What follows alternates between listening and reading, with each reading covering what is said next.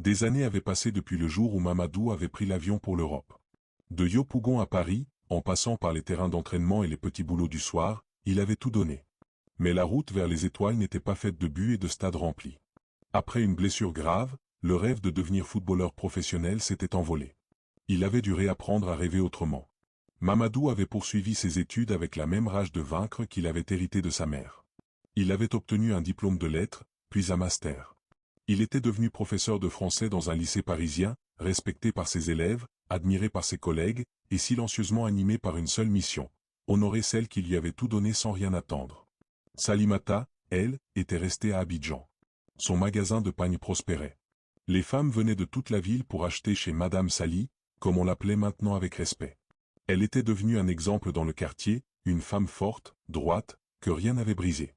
Mais malgré le confort, malgré le succès, elle restait humble, et ne quittait jamais ses habitudes de Yopougon, ni son pagne noué à la taille.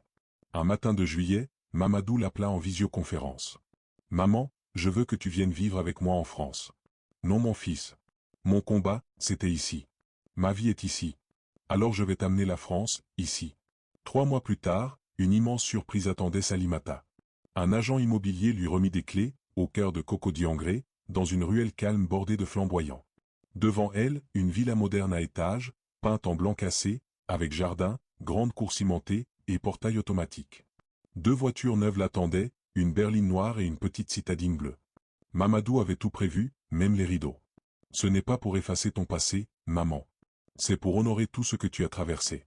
Tu es ma récompense, mon fils, répondit-elle en essuyant ses larmes. Aujourd'hui, Salimata vit paisiblement à Cocody. Chaque matin, elle arrose ses fleurs en écoutant les voix des enfants qui passent devant sa maison. Sur le mur du salon, un grand cadre montre Mamadou debout dans sa salle de classe, un sourire franc aux lèvres.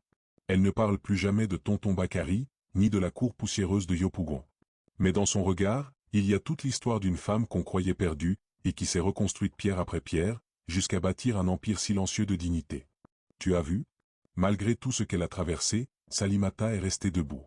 De mère rejetée à femme respectée. Si cette histoire t'a touché, si toi aussi tu crois en la force des femmes, alors, like cette vidéo, commente respect maman, et surtout, abonne-toi à TMO Studio pour ne rater aucune histoire vraie d'Afrique. Parce que chaque voix mérite d'être entendue. Abonne-toi maintenant, frère, sœur.